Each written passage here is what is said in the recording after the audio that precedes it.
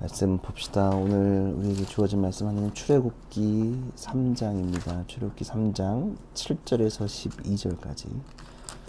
출애굽기 3장 7절에서 12절까지. 우리 같이 한 목소리로 주님께 합독하겠습니다.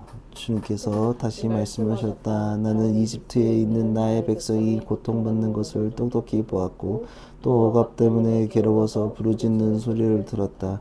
그러므로 나는 그들의 고난을 분명히 한다.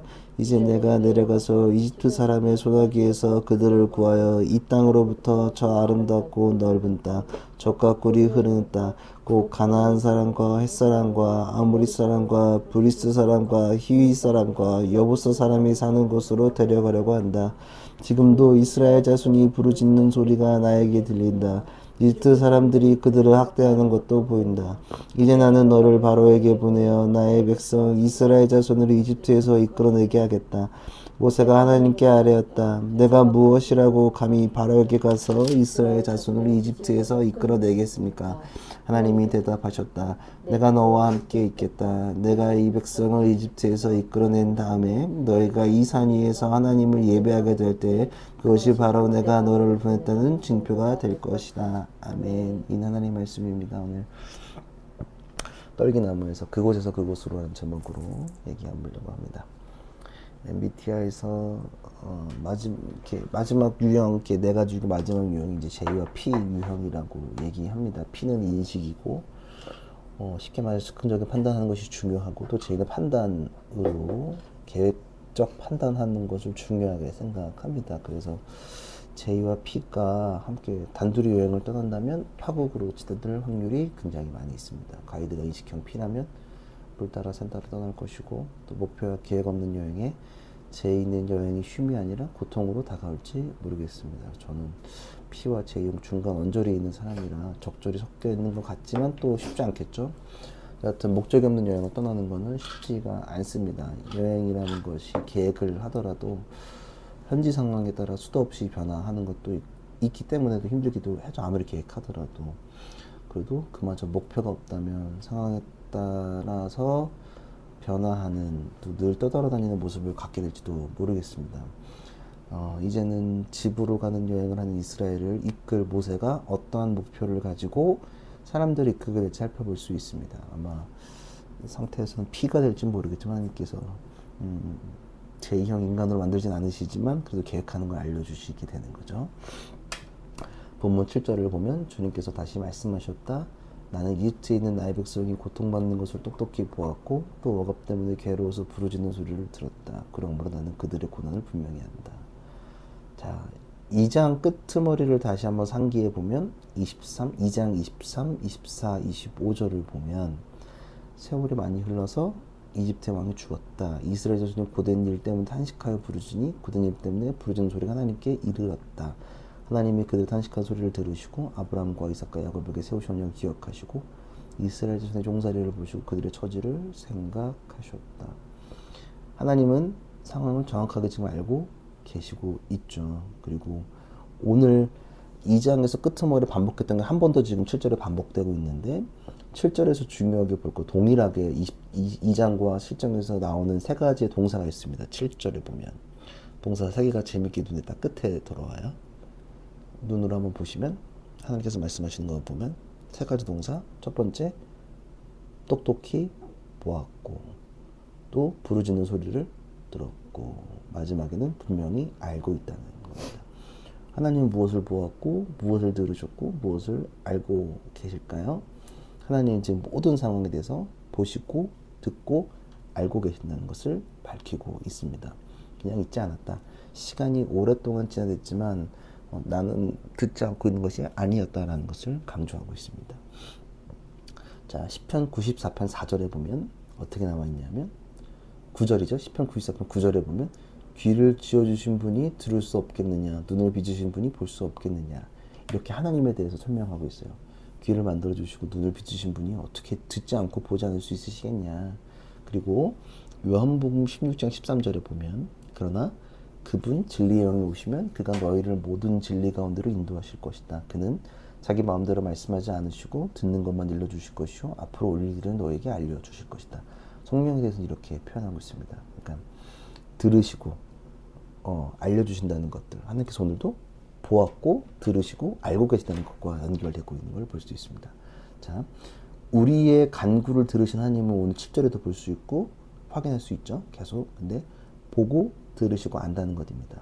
여기서 알다는 야다라는 히브리어 쓴다고 말씀드렸었는데, 야다는 단순한 알미 아니라 관계와 행동을 통해 알 수 있음을 기억하는 거죠. 단순히 그냥 만나는 게 아니라 보고 들으셨고 또 스쳐 지나가는 것이 아니라 보고 들으셨고 알고 계시기 때문에 깊이 한다는 것, 관계적으로 알고 있다는 것을 이야기하는 겁니다. 그래서 하나님과의 만남을 단순히 만남이 아니라 인카운터로 영어를 표현합니다. 이게 뭐냐면 그냥 이렇게 지나가다가 스쳐가는 게 아니라 이렇게 알다.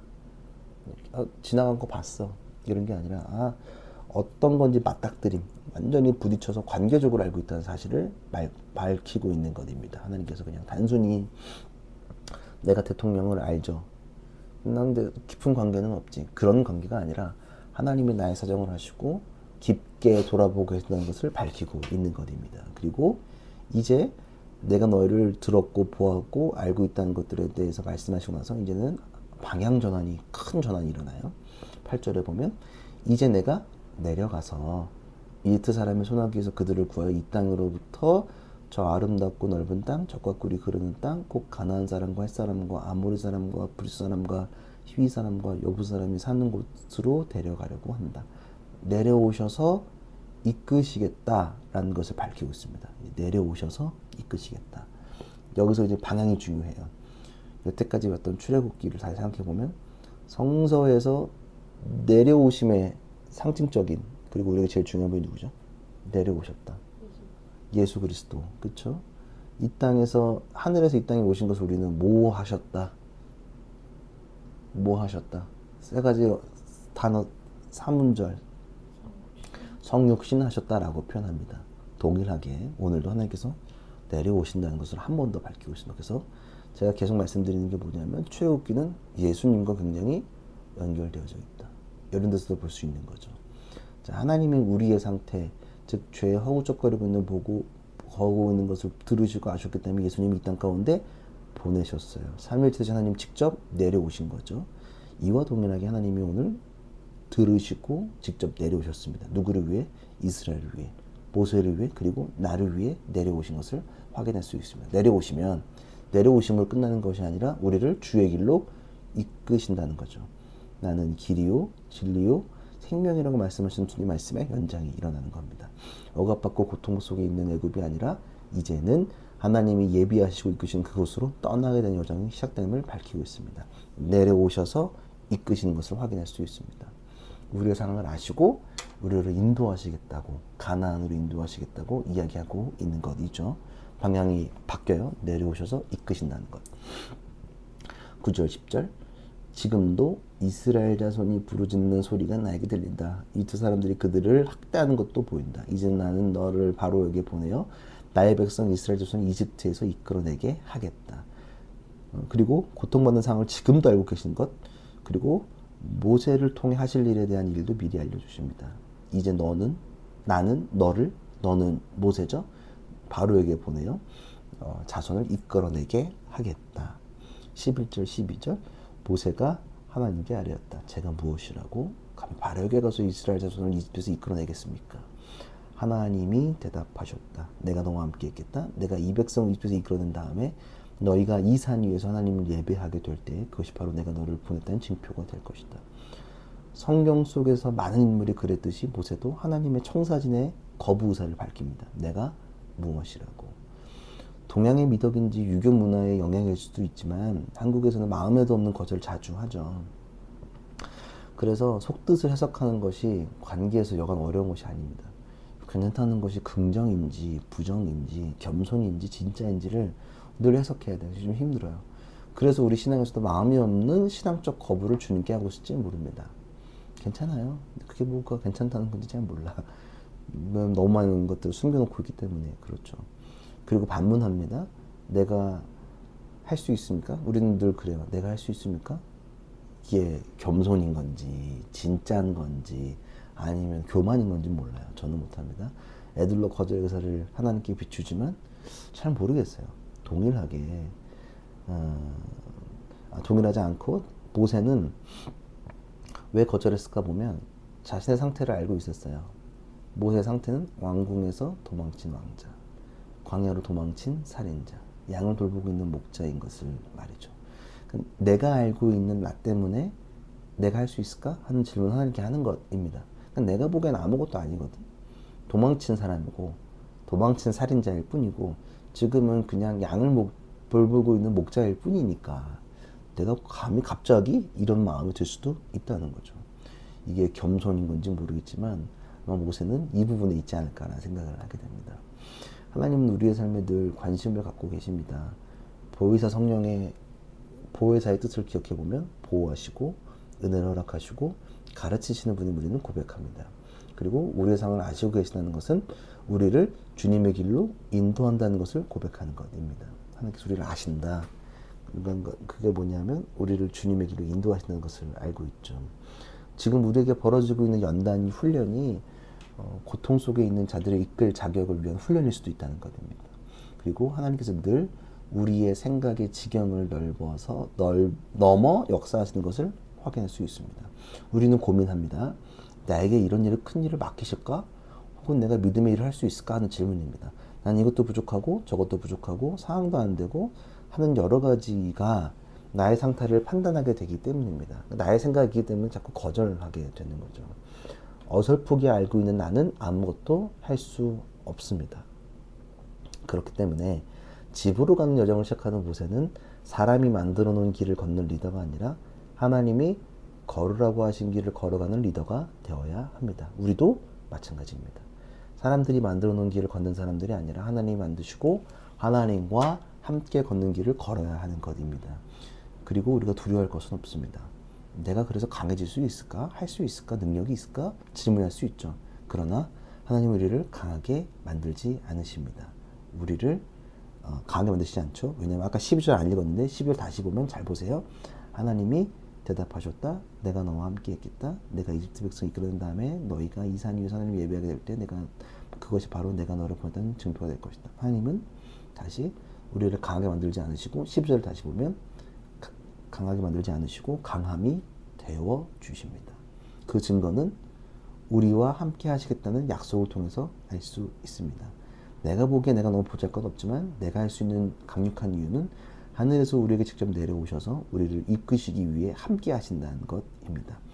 우리가 할 수 있는 자격은 하나님의 임재에 있습니다. 그리고 중요한 건 어쩌면 출애굽기에서 제일 중요한 부분인 것 같습니다. 이스라엘이 먼 길을 따라 집으로 가는 이유는 12절입니다.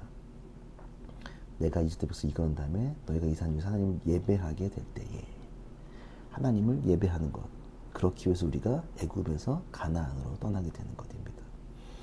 출애굽기의 목적은 하나님을 잊어버린 고난에서 나와 즉 구원되어져 있는 하나님을 만났던 이곳에서 하나님을 섬기는 것에 있습니다. 그러니까 여기서 만났던 이곳 다시 하나님을 예배하는 것, 하나님을 섬기는 것에 있습니다. 하나님을 잊어버려서 애굽으로 가면서 그것이 아니라 이제는 다시 하나님을 섬기는 것에 예배하는 것에 포인트가 있다는 겁니다.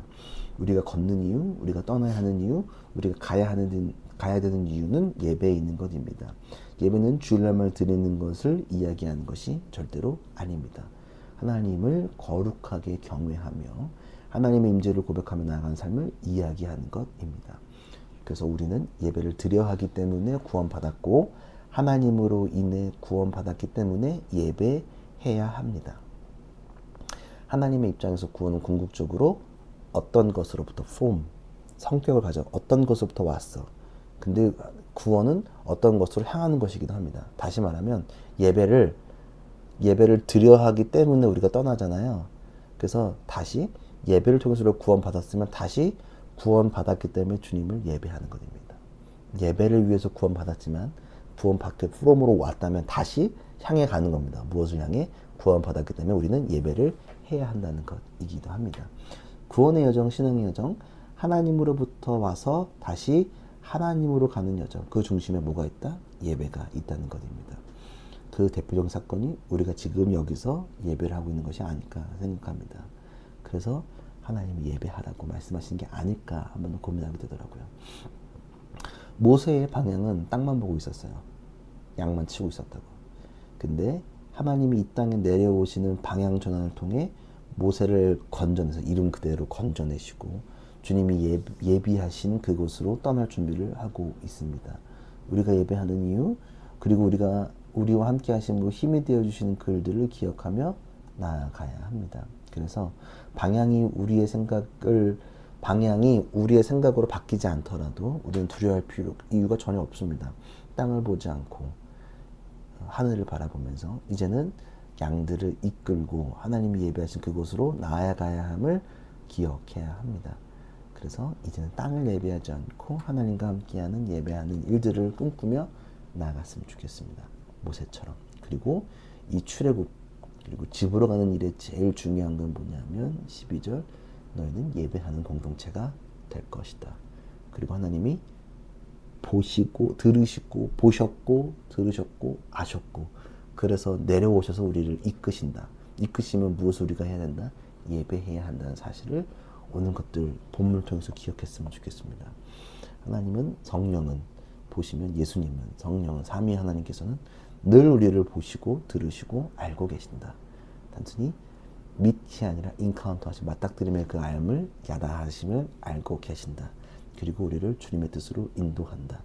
우리의 구원은 하나님으로부터 왔기 때문에 그 구원에 대한 감사의 예배를 주님께 다시 올려드리는 프로모로 왔지만 다시 주님께 향하는 그 예배를 우리 가운데 일어났으면 좋겠습니다. 그래서 아무 의미 없는 예배를 드리는 것이 아니라 습관처럼 주일이니까 찝찝해서 부적처럼 그냥 앉아있다가 오는 예배가 아니라 내가 구원 받았지 당연히 주님을 예배해야지 라는 고백들, 내가 은혜 받아야지 이거는 아니란 말이에요. 절대로. 늘 기억하는 거, 은혜 받으러 가자 맞긴 맞는데 제가 늘 표현하지만 적절하진 않다. 우리가 예배하는 이유는 내가 하나님으로부터 구원을 받았기 때문에, 그리고 주님께서는 출애굽하시는 죄 가운데 우리를 이끌어내시는 이유가 무엇이냐? 너희가 예배해야 하기 때문에 라고 이야기하는 것입니다. 그 사실을 잘 기억하며 나아가는 우리 모두가 되기를 기도합니다.